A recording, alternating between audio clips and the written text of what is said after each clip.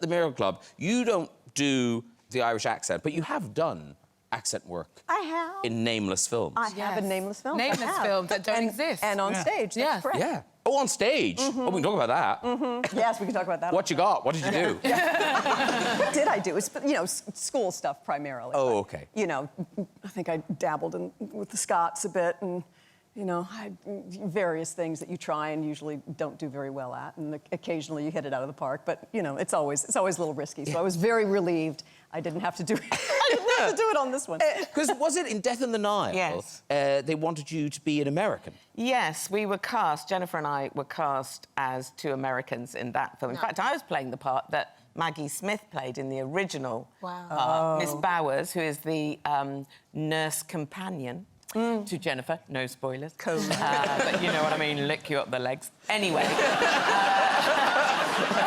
Spoiler. Yeah, spoiler. Sorry, major spoiler.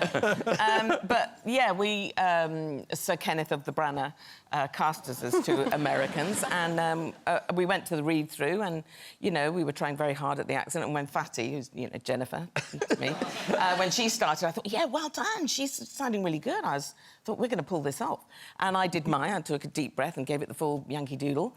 And everywhere... No, never. And so everybody was very happy, and we went off, and we started... you know, we were due to start filming on the Monday. That was the Friday. And I got a phone call 5 minutes after I'd got in with one of the producers going, Dawn, we've had a little rethink. And I thought, oh, no, I've been sacked. Recast. They want Lumley. because that's happened to me before. But she said, we're thinking you should play it English.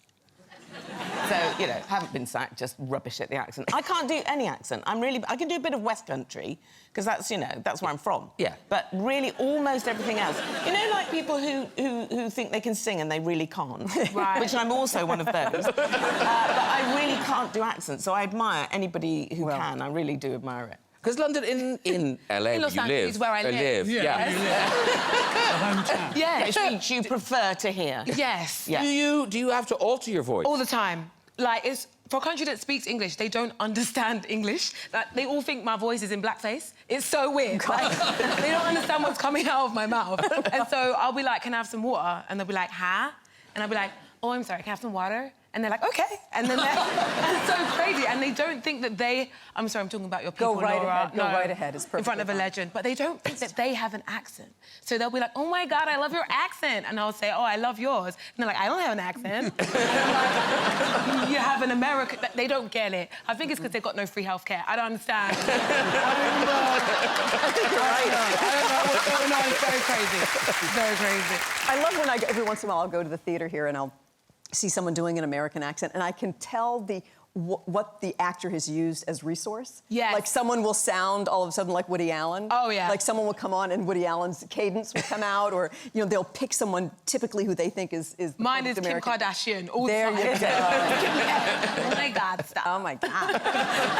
Stop. Why? Because your accent is so... you know, good in Derry Girls, but you're not from Northern Ireland. Yeah, you can feel the palpable sense of disappointment when people meet me. And they go, oh, you're not Claire. And I go, no, I'm really sorry. Yeah, I'm just a faker. Where are you from? From Galway, West Coast, yeah. I mean, Galway so girl. far away. Still Irish. So many hours. Jennifer's fine ears going, it sounds the same to me. Sounds Irish to me. I'm shocked about how old they all are. Because I met your mate with a dark O once. Jamie Lee. Jamie Lee, yeah. Yes. She came up to me once and I think I spoke to her like a child. I said, hello, how are you then? Well, how old are you then, Trin? I'm 33.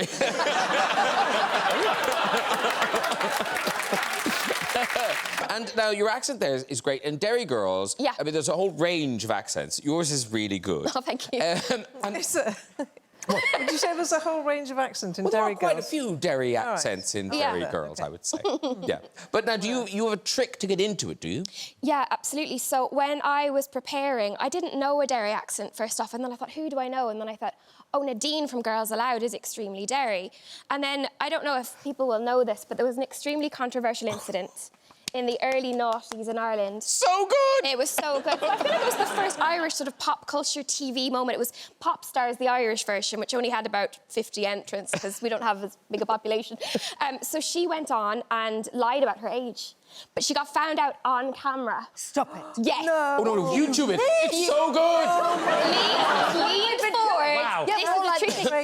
old was she and how old was she? OK, so she'd gotten into the band, and then her on-camera interview, like, the first one to introduce yourself, who you are, she said, "My name's Nadine Coyle from Larkill and Derry, date of birth 15th of 6th, 85, Mechamia, Germany." And then she thinks for a second and goes, "What date of birth did I say? No, 15th of the 6th." And then it fades. And she's outed herself on camera. But everyone lost the plot. Do the phone call to her mother. Do Everything. Mommy, do the whole thing. As Daddy put my passport in the car, Mommy, will you look at my handbag for my passport? And it was all a lie. She knew. How old was she?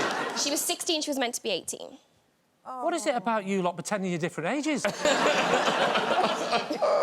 cool, isn't it? Cute, because she wanted to make it through. That's fine. But then she got in Girls Aloud. It actually worked out much better. You see? Her. Yeah. Yeah. Everything and happens for we a ended reason. up with an amazing moment of her sobbing in the back of a Renault Espace being driven away. I also did that whole thing in my audition, and it was very awkward because... Well, you did it as a speech. Yeah, but they didn't want me to. It's not like they said, "Would you mind doing your pre-prepared Nadine Coyle speech?" I just sort of started speaking, and they sort of were looking at me, and I thought, well, this could really go either way. You know, it's all the executives from Channel 4 and the director and the writer, and I just started doing it. But I got the job, it's all fine. Woohoo! Yes! Very good. Because Mel Gibson is an odd thing, because obviously Australian, but as a young boy, you had to kind of learn to do the accent. I had to do the act because I came from the United States. So how old were you when you left America? I was 12 and I went to Australia. So you just sounded like an American. Yeah, I had to bang it on. I used to use voice exercise like Barry Humphries, you know, Dame Edna. Yeah. He wrote these songs called Barry's Party Favorites. You know? and he used to sing things like, "As I walked down the Earl's Court Road into a pub, I was lured. Where do you come from?" said a nosy pom as I downed the amber fluid. So I told him straight, "I'm Australian mate, and I'm here, and I'm going to get plastered because the beer is crooked and all the Sheilas look like you pommy." It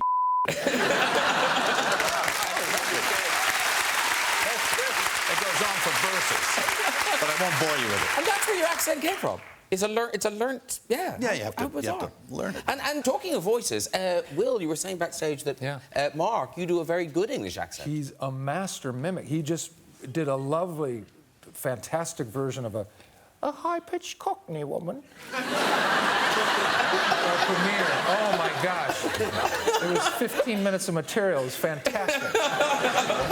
He does impressions of John Lithgow. Impressions of all of us. He does impressions of everybody. Yeah.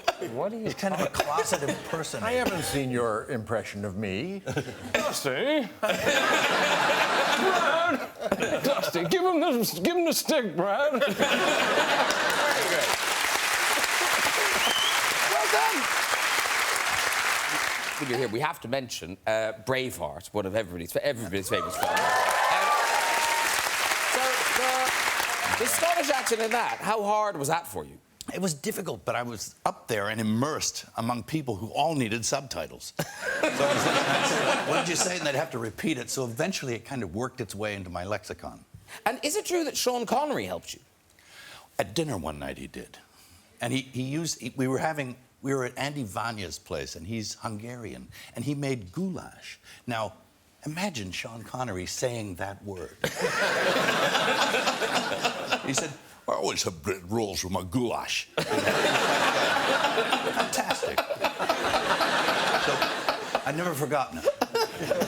Goulash. And actually, Goulash. Makes you just want to say it, right? It's good. Yeah. Kate, who do you play? OK, so by the way, I just have to say, this film is really fantastic, and Michael is really fantastic in it. Moving on swiftly, I know you hate me doing that, but I have to say it. I play a woman named Joanna Hoffman. I look absolutely nothing like her at all. There's the real. That's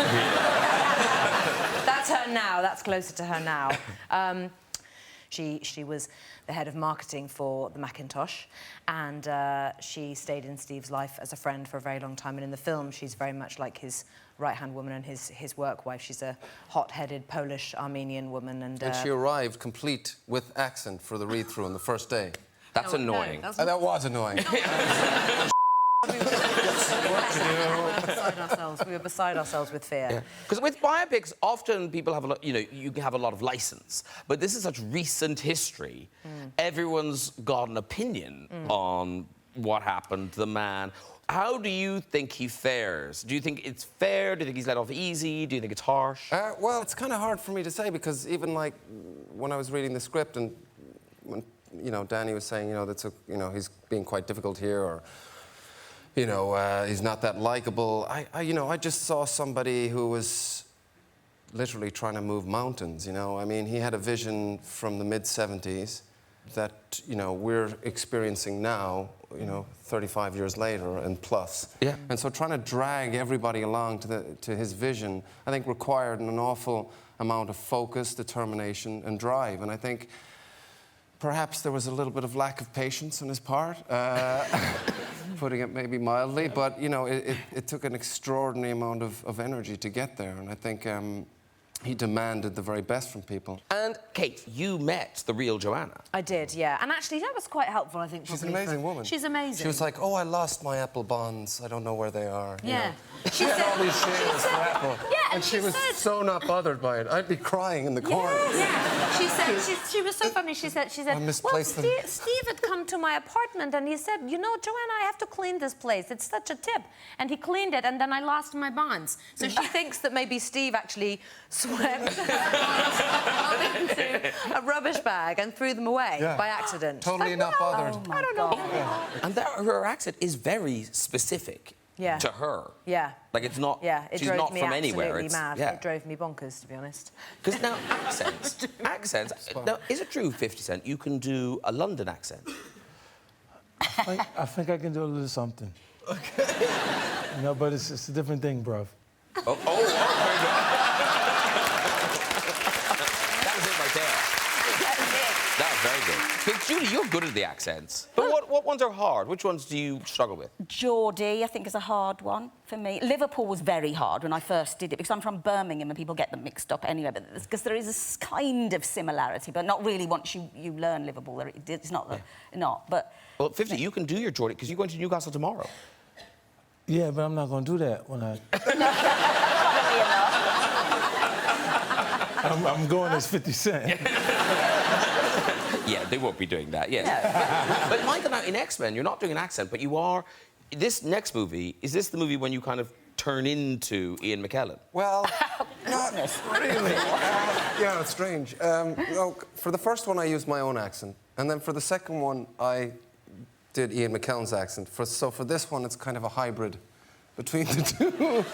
A little confused, actually. Yeah. But do you have to talk to yourself in this one? How do you mean, do you have to talk to Ian McKellen? Oh, no, I don't talk to him in this. As in, like, to prepare or in the actual film? In the film. It's all time-traveling crap, I don't know. That was the last one. Yeah, you met in the last one. Yeah.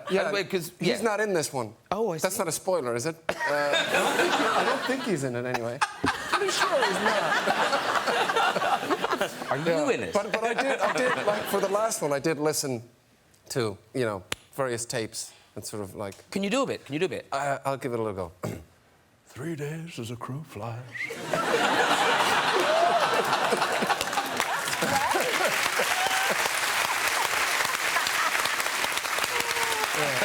And Kim Cattrall, now, famously, we all know you were born here, but you do spend a lot of time here now. Yes, the last 10 years. But there's Keane and there's Keane. Do you actually go to football matches in Liverpool? When I'm in Liverpool, yes, I do. I go to Anfield, not Everton, of course. Anfield is... Liverpool is my team. Yes. OK. Yes. But now I heard that the Liverpool players then returned the favour. Well, one of them did, Stevie G. I went to Anfield, and he said that he would like to come and see the play that I was doing, which was Antony and Cleopatra at the Liverpool Playhouse. So, yes, he brought his friends, and luckily, it was the one Shakespearean play that he took in school. So, so I didn't have to explain everything. Yeah, it was all right, It's all right. It's all right, it's all yeah. Got a bit bored, so I raked me studs down the back of her leg, Got sense off. Exactly what he said. That's really good. Can you do the Liverpool accent? I can. I can. Oh, she can? That's right, Swaka. All right. You're not the buff today, girl. Calm down, calm down, Kim. Hey, yeah. Go on, Nick, it's what?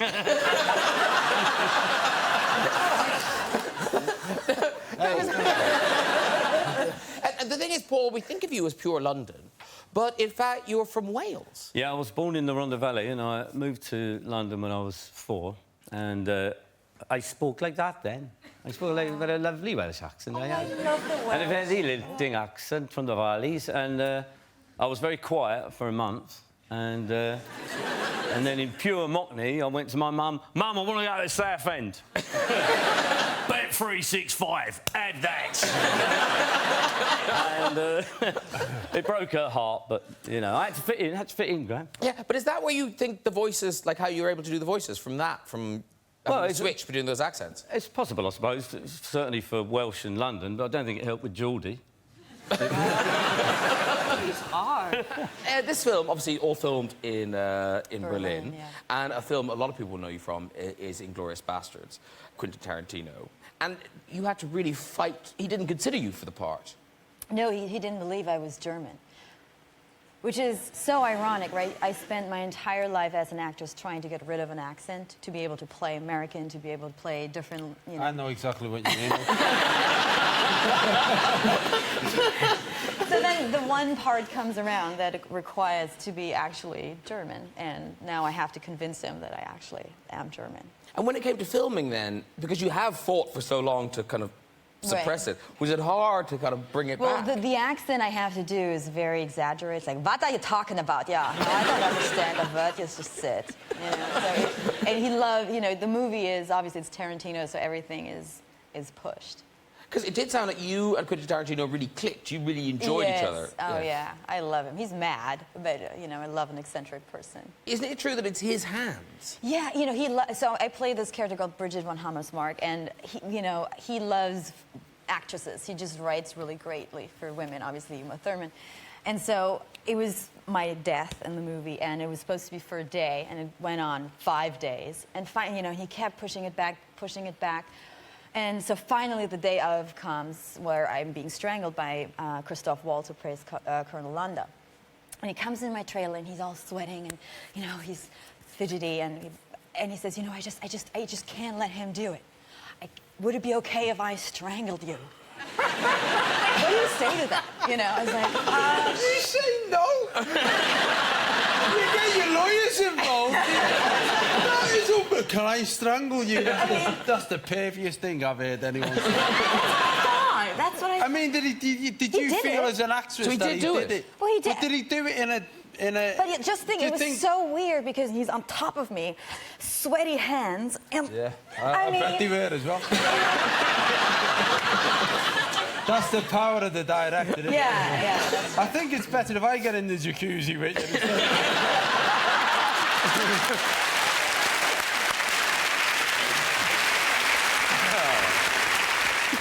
I was reading about that. There's a weird thing, because obviously you're English, but you had a dialect coach for the English accent. I did, yeah. Because I've lived in America for so long that Where do you live? I live in California, and my kids are American, and that's what I hear around me all day. So I have little things that I don't notice that sort of slip in. So I had a voice coach I had to brush up my English. Wow. Yeah. Well, you'd be smiley, and then suddenly you'd hit like a hard R or something, or a weird sound would come out. So I needed to sort of have English lessons. Because Abby Cornish, who's in RoboCop, she was saying in interviews you do a very good Australian accent. Do you? No, give it a crack, mate. Now I'm on the spot with someone. Well, I don't know. There's that sort of subtle kind of accent that just sort of touches the words. That's quite good, isn't it? Having not studied, and then there's, of course, you know, like the full-on, you know. Possible. Absolutely. Yeah, really good. No, and you are talking to the mask, because Tony Collette, you are good at accents. Sometimes. Oh, no, you are, though. Oh, that's very nice of you. Thanks. Yeah. Have you ever had to do accents? I played a guy called Danny Butterman who was from the West Country, so I had to kind of do a Bristol accent for a lot of the time. Yeah. Beautiful. That's very much. good. Yeah. A lot of people thought I was from Bristol, actually, but I'm not. Now, are you hanging with Italians now? I am, and it's actually, it's hysterical, because the more time I hang out with someone, I start to take on their characteristics without really trying. And, see, I just did it. Trying. So I've had people come up to me and go, do you have an accent? And I'm starting to sound like an Italian, which is not necessarily a bad thing, except sometimes when you talk, you end up with a little at the end of every sentence. Because, Dawn, you don't really have an accent. I don't have an accent. I mean, I'm from the West Country, so there are, you know, people down there that have an accent. My family has a Cornish accent. Yeah. But I have actually just done a series called Delicious where I had to play an Italian chef, and my dad in it was played by Franco Nero. Do you know him? Wonderful actor. He was in The Guns of Navarone years ago. And anyway, he plays my dad, and he's Italian. And he told me that you can say anything so long as you do this. Yes. Do that, you're Italian. Yeah, that helps. Because Rebel Wilson, working actress, you... Oh, yeah. You've been working on a... Still. Are you Italian at all in any way? No, I got my DNA tested and they said I'm 100% white. I was hoping for something. No. But you are working on an accent, though. Oh, yeah, I was just doing a South African accent for a movie. So, OK, I'll do a little bit.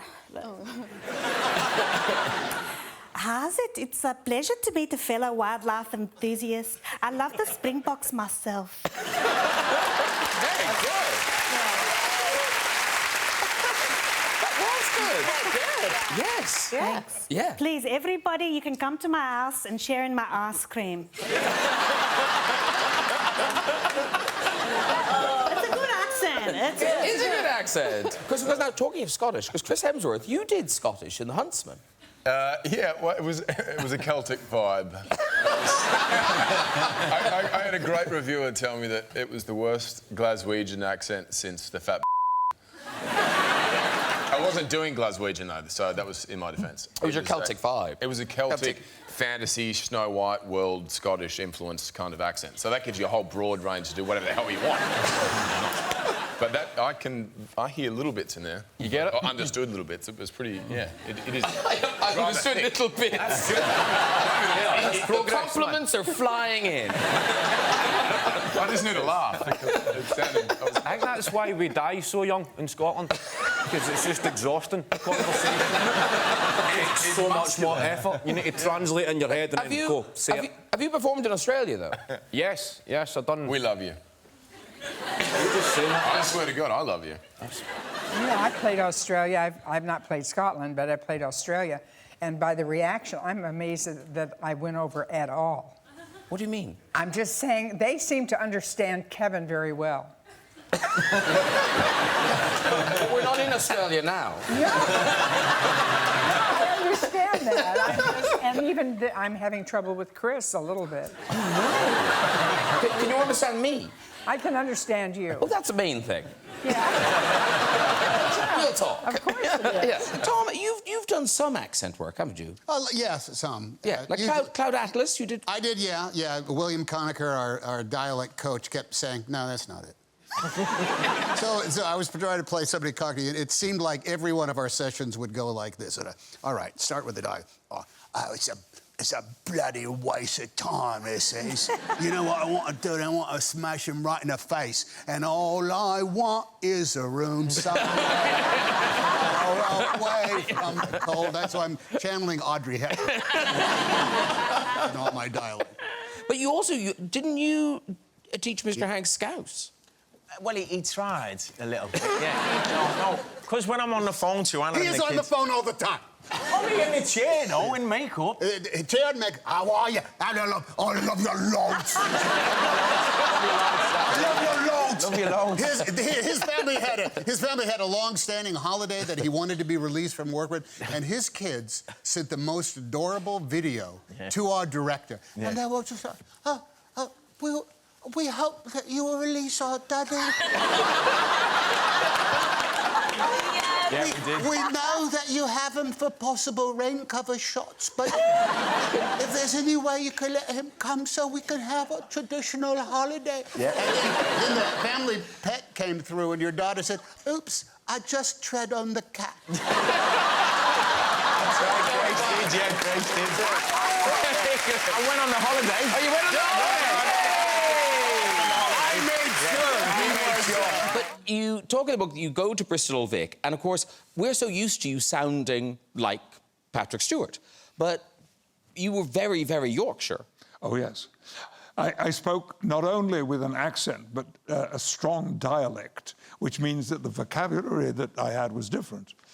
So I would go to a friend's house on a Saturday morning or whatever, and knock on the door, and when he came to the door, I would say to him, "Atalekanat." What's wrong? Don't you understand? No one from Yorkshire in, clearly. Atalekanat. Atta, art thou, because we did say thee and thou as well in my family, not because we were religious, we were not. No, no, I was a choir boy, so we must have been a little bit. Yeah. And Atalekin, Atta art thou Lakin. Lakin is a 16th century word for players or playing. Shakespeare's actors were known as Lakers. Now, of course, if you live in Los Angeles, especially as I do, Lakers means something very different. Yeah, they're a team of something, aren't they? Yes. Yeah, they're a team. Sports. Ooh!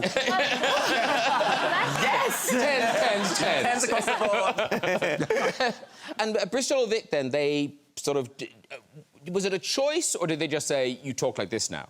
No, it wasn't, because it's received pronunciation. It's standardization of how words should sound. Not an aristocratic way of talking at all, but it was BBC, Home Service, that was received pronunciation. Considering two young actors on the couch, Leighton and Bella, you both have... Caught me in a moment, so I can have a quick swing. But Bella and Leighton, have you ever been encouraged to kind of lose your accents? Well, I went to theatre school from, like, the age of 12. It just was easier to just speak sometimes like everybody else spoke, because if you say, oh, Bath, that's all I had. Bath, that's it, that's my lot. But you know what I mean? I just started to round my words. But I feel like recently, like, if I played a northern character, I go home to my mum and she's like, why are you speaking like that? She's like, you don't even sound like you're from here anymore. Yeah. Do you know what I mean? So it's a bit wishy-washy, but, you know. Where are you from? I'm from Bury, which is, like, Great Manchester. Yeah, cool. So it's got a little bit of a twang. Yeah, I can hear it. Yeah, thanks. Yeah, you're welcome. My mum will be proud. Yeah. And what about you, Bella? I never think that I have an accent, but apparently I do. But I'm from Leicestershire, so yeah, I'm a bit Midlands, but I'm not very like my family. One half of my family is from further up north, and the others were like in Leicester. Oh, actually, my grandfather was born in Yorkshire, and he walked down to Leicester. Sorry, this is such a ramble. His father walked down from Yorkshire to Leicestershire. In search of a job, and got a job, and then earned enough money so that he could pay for, like, travel, a train ticket for my grandfather to travel down, and the rest of the family. So, yeah, I've got some Yorkshire in me somewhere. I knew that. And, Rafe, I don't want to assume, but have you always sounded like this? I remember at drama school we were generally encouraged to fine-tune our RP, and just generally speech in general. But I think this is about 40 years ago now, and I think the thing was, if you have an accent, you be proud of your accent. But this tool of RP is useful to have. Yes. But it was never, when I was at drama school, it was never get rid of your accent. Yeah. It was, celebrate who you are and how you speak. But this is a useful tool. Yeah. But is this how you've always spoken? The moment I was born. Now, I have to say, it is traditional at this point in the show, when John Bishop is on the couch, to turn to the Americans to say, understanding anything. Yeah, no. Are you getting it? No, I'm getting it all. Are you getting it all? understand Okay, everything. Oh, good. yeah, yeah. Good, good. He said Is he there was a in the bell? Fellowship of the Ring. Something about a picture. Something about a picture. because talking of accents, this is a weird thing. So, Chris Pratt, this seems so unlikely that you have now learned how to do the voices from Towie. Yeah, sort of, yeah. Well, we love that garbage TV back in the States. My wife was crazy about it, and when I was here filming Guardians, we shot Guardians of the Galaxy here in London, and my wife Anna came out to visit, and she fell in love with this show, Towie, The Only Way is Essex. It's this show that's like basically their Jersey Shore. It's the Jersey Shore from here. It's like this town somewhere, Essex, I guess, and these folks are just like the worst. And it was like I'm a parrot a little bit, and so when I hear it all the time, I just started picking it up and started like I could pick up their accent and do their accent a little bit. I'm okay. This is really embarrassing to do in front of a whole room full of Brits here, but I'll try it anyways. So it's like, honestly, I saw this guy.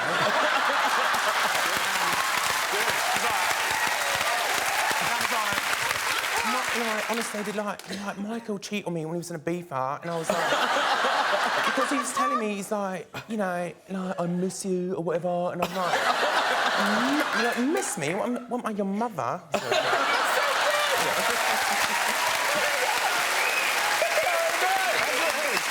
the only accent I can do. That will never be useful. Never be useful. But that's very good. Now I want to watch the show. It's good. But I love the fact that you spent months in England and that's what you talk about. Culture.